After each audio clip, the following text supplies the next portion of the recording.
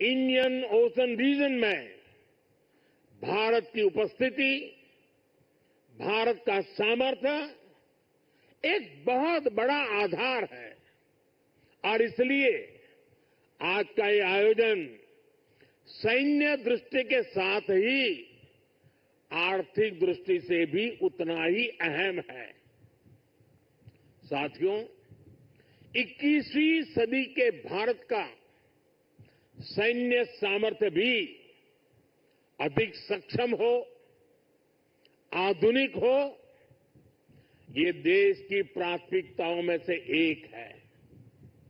जल हो, थल हो, नभ हो, डीप सी हो या फिर असीम अंतरिक्ष, हर जगह भारत अपने हितों को सुरक्षित कर रहा है। इसके लिए निरंतर रिफॉर्म्स किए जा रहे हैं। चीफ ऑफ डिफेंस स्टाफ का गठन ऐसा ही एक रिफॉर्म है। हमारी सेनाएं और अधिक efficient हो, इसके लिए केंद्र कमांड की दिशा में भी भारत आगे बढ़ रहा है। साथियों, पिछले 10 साल में देश में भारत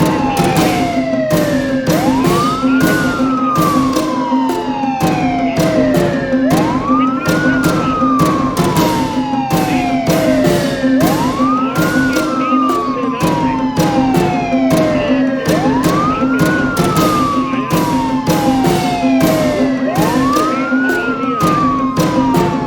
संकट के समय दूसरे देशों पर भारत की निर्भरता कम से कम हुई। इस गंभीरता को समझते हुए आप सभी इस काम को आगे बढ़ा रहे हैं, नेतृत्व दे रहे हैं। हमारी सेनाओं ने 5,000 से ज्यादा ऐसे साजो सामान और उपकरणों की लिस्ट तैयार की है जो अब वो विदेशों से नहीं मंगाएगी।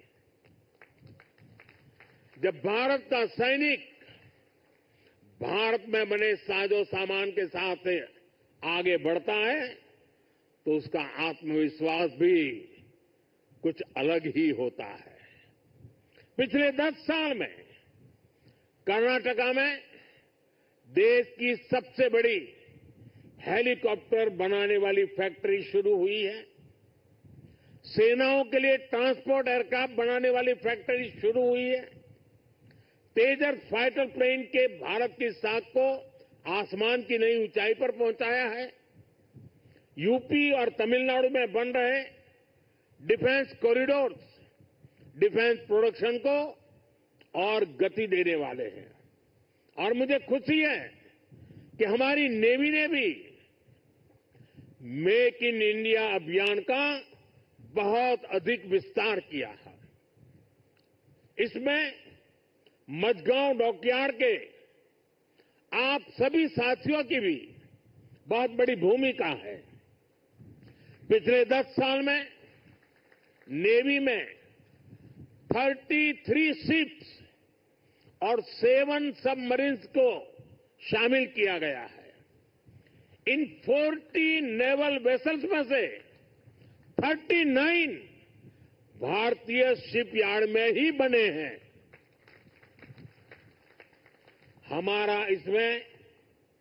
हमारा भव्य विराट आईएनएस विक्रांत एयरक्राफ्ट कैरियर और आईएनएस अरिहंत और आईएनएस अरिघात जैसी न्यूक्लियर सबमरीन भी शामिल है। मेक इन इंडिया उसको ऐसी गति देने के लिए मैं देश की तीनों सेनाओं को हृदय से बहुत बहुत बधाई देता हूं। आज भारत का डिफेंस प्रोडक्शन 1.25 लाख करोड़ रुपए से ज्यादा हो चुका है।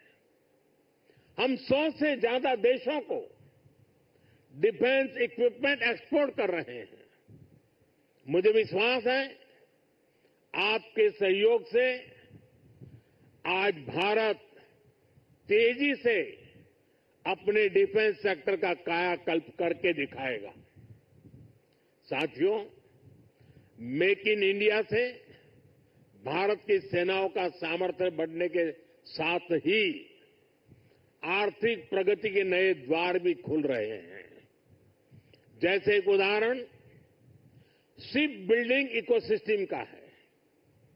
आप में से बहुत से लोगों को पता होगा, एक्सपर्ट भी कहते हैं शिप बिल्डिंग में जितना इन्वेस्ट किया जाए उसका 2 गुना पॉजिटिव इंपैक्ट इकोनॉमी पर पड़ता है।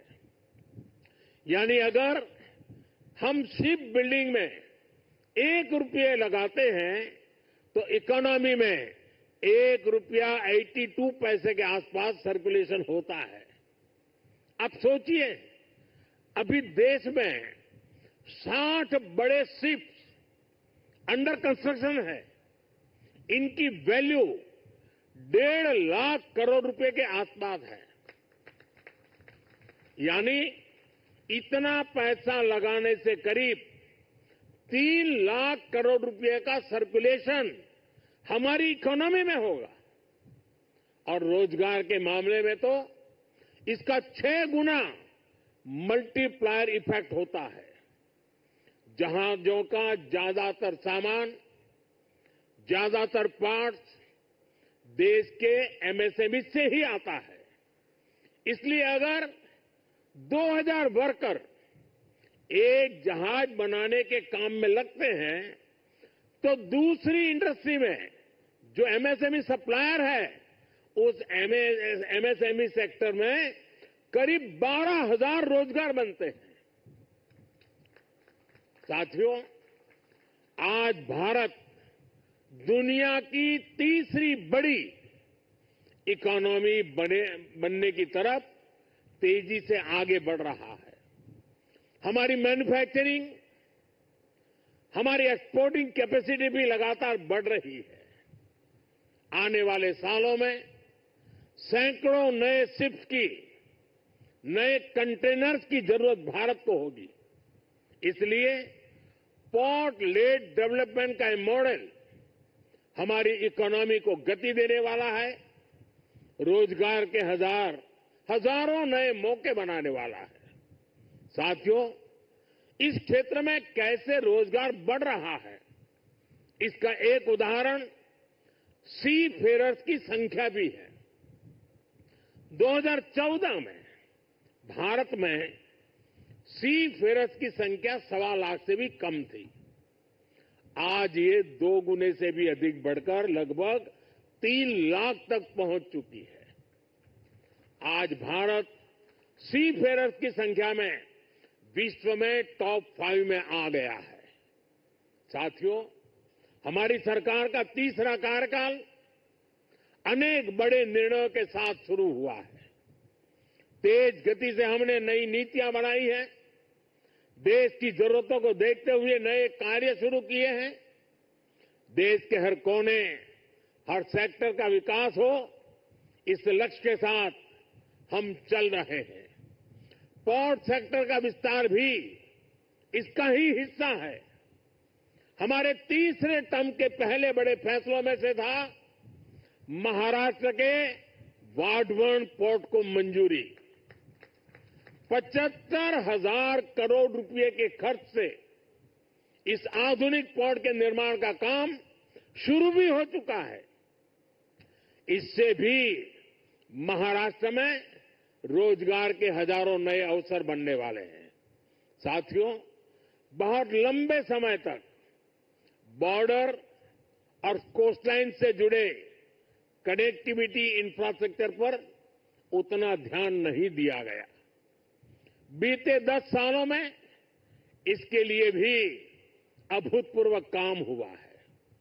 2 दिन पहले ही मुझे जम्मू कश्मीर में सोनमर्ग टनल का लोकार्पण करने का अवसर मिला है।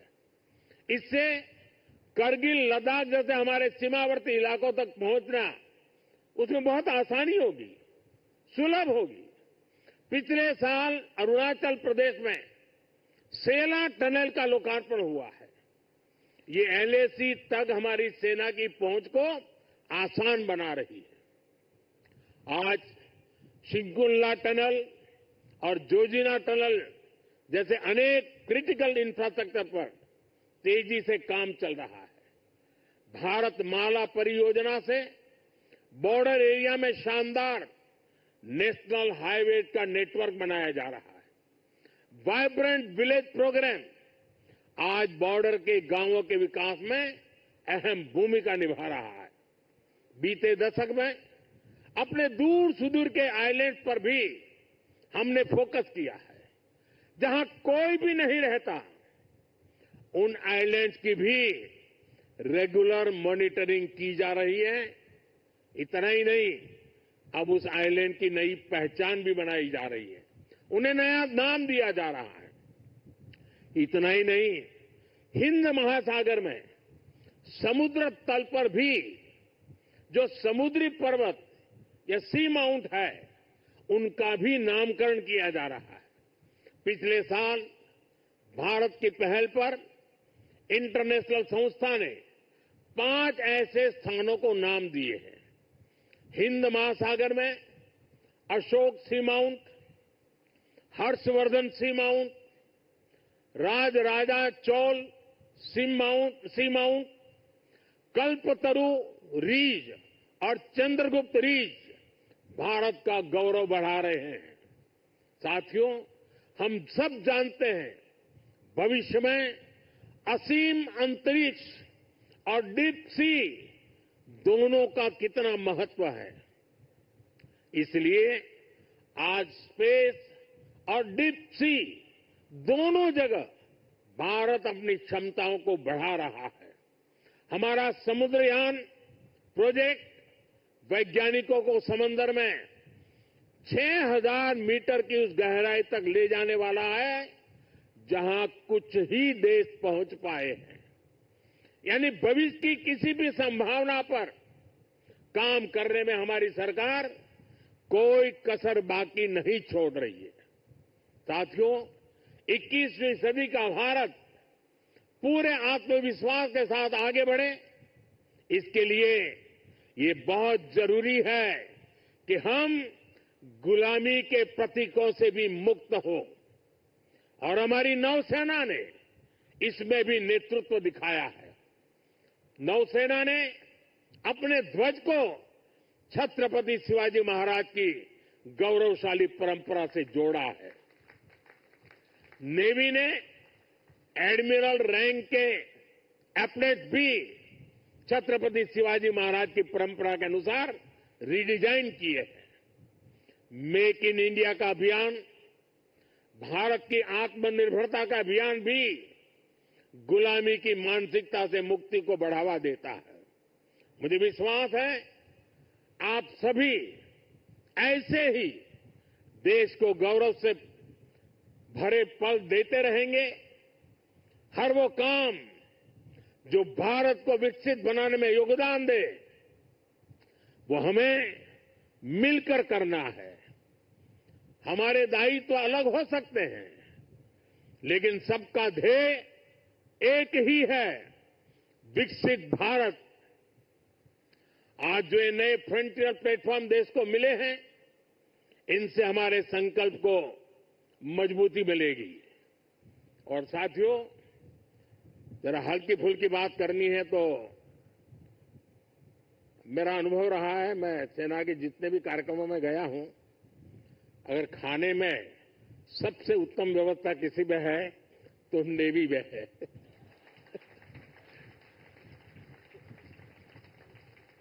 विविधताओं से भरपूर।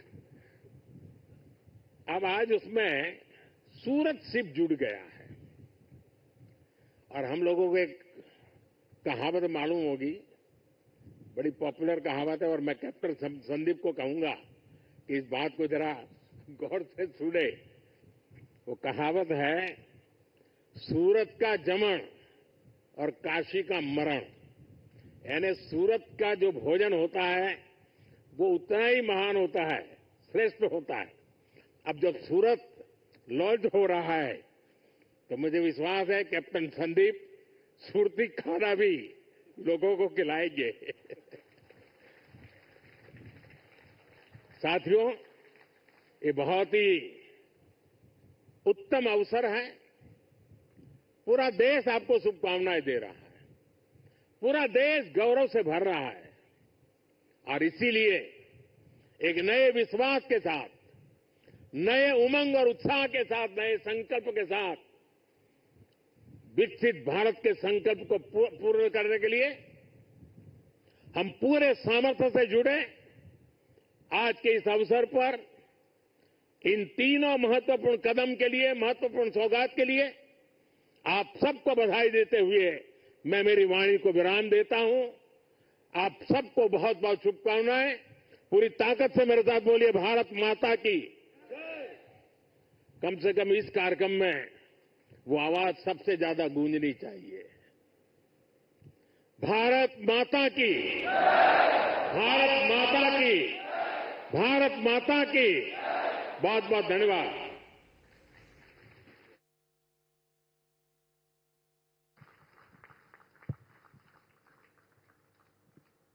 मैं अब